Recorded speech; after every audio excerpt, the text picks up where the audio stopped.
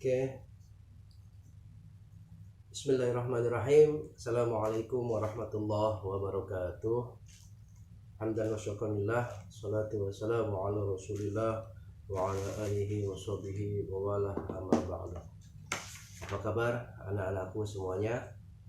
Mudah-mudahan kalian semua tetap dalam keadaan sehat, tetap dalam keadaan semangat di masa pandemi ini.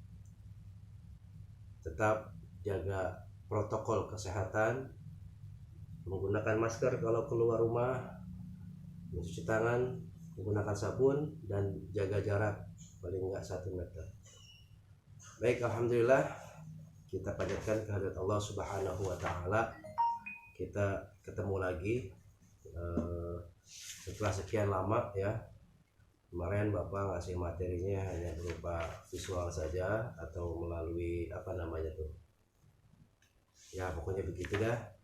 Nah sekarang insya Allah kita ketemu lagi. Gimana, kangen nggak sama Bapak? Jangan kangen. Kalau kata Dilan, kangen itu berat ya. Baik, anak-anakku semuanya, sebelum kita mulai pembelajaran kita pada hari ini, mari kita sama-sama berdoa. Mudah-mudahan apa yang kita lakukan hari ini senantiasa diberkahi oleh Allah Subhanahu wa Ta'ala. Bismillahirrahmanirrahim. Rabbi zidni ilman warzuqni fahman. Amin ya rabbal alamin. Baik, siapkan buku catatan kalian. Siapkan buku catatan kalian ya, karena kita akan memasuki materi baru. Kalau minggu lalu kita sudah mempelajari, masih ingat materi minggu lalu, mengenal nama-nama Allah ya, mengenal nama-nama Allah atau Asmaul Husna. Kemarin yang kita pelajari ada Al-Mumit, Al-Hayyu, Al-Qayyum, dan Al-Ahad.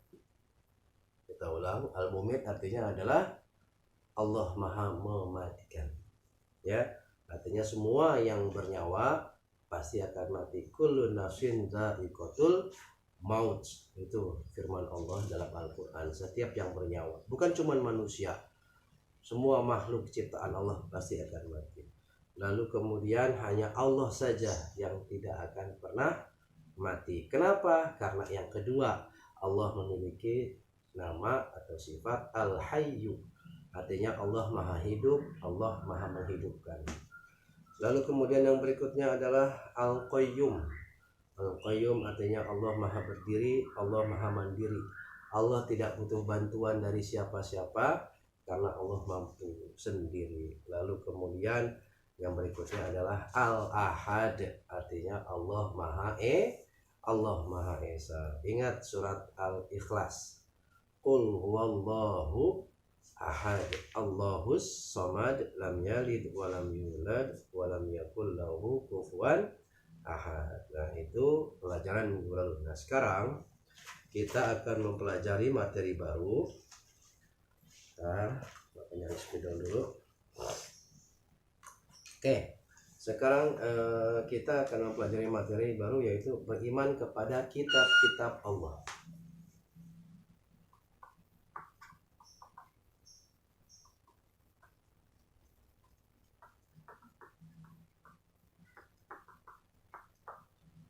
Oke, maklum ya, tulisannya orang pinter begini nih ya. Tulisan orang pinter jelek. Kamu ke dokter tuh orang pinter apa orang bodoh? Orang pinter. Lihat resepnya tuh. Bisa nggak baca resep dari dokter? Nggak bisa. Kenapa? Karena dokter orang pinter. Baik, hari ini kita akan mempelajari materi baru, yaitu beriman kepada kitab-kitab Allah. Ingat, sebagai seorang muslim, sebagai seorang yang beriman kepada Allah Subhanahu wa Ta'ala, kita harus meyakini, kita harus beriman kepada kitab-kitab Allah Subhanahu wa Ta'ala. Berbicara tentang beriman kepada Allah berarti kita berbicara tentang rukun iman, arkanul iman. Masih ingat gak rukun iman ada berapa? Ya, Rukun iman ada 6. Kelebihan. Ada 6. Rukun iman ada 6. Yang pertama, iman kepada Allah. Yang kedua, iman kepada malaikat Allah. Yang ketiga, iman kepada kitab-kitab Allah. Yang keempat, iman kepada kitab-kitab Allah. Yang kelima, iman kepada hari kiamat. Makanya ada yang salah deh. Yang pertama, iman kepada Allah, iman kepada malaikat, 3 iman kepada kitab, 4 iman kepada rasul, 5 iman kepada hari kiamat, dan 6 iman kepada qada dan qadar. Jadi beriman kepada kitab-kitab Allah termasuk rukun iman ke yang keberapa tadi? Allah, malaikat, kitab, rasul. Yang ketiga. Ya. Jadi Allah itu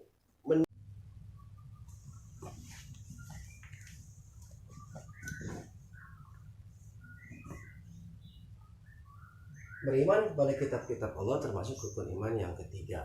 Jadi Allah itu menurunkan kitab kepada para nabi dan rasul adalah sebagai acuan, ya, sebagai pedoman di dalam melaksanakan risalahnya, menjalankan dakwahnya.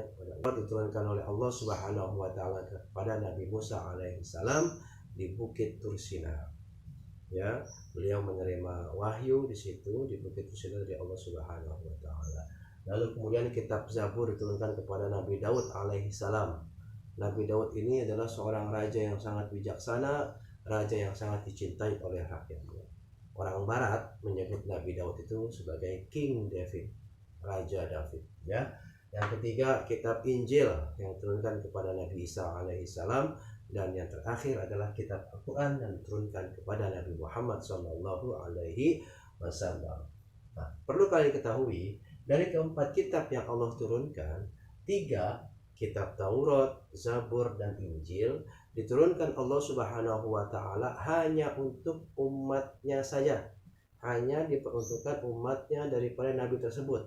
Misalkan Taurat hanya untuk umatnya Nabi Musa saja, kitab Zabur hanya untuk umatnya Nabi Daud, begitu juga dengan Injil hanya untuk umatnya Nabi Isa alaihi salam. Nah, yang terakhir kitab Al-Quran diturunkan oleh Allah Subhanahu wa taala adalah sebagai kitab untuk seluruh manusia, bukan hanya umat Islam, umat Muslim, tapi untuk seluruh manusia.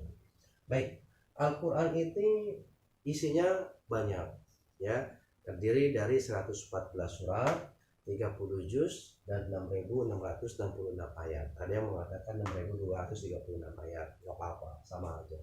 Dan turunnya Al-Quran ini adalah secara berangsur-angsur atau bertahap. Jadi nggak sekali gebrek turun Al-Quran seperti yang kita tahu sekarang, tapi tidak, tapi juga bertahap, yaitu berapa lama? 22 tahun, 2 bulan, dan 22 hari, ya, atau 23 tahun.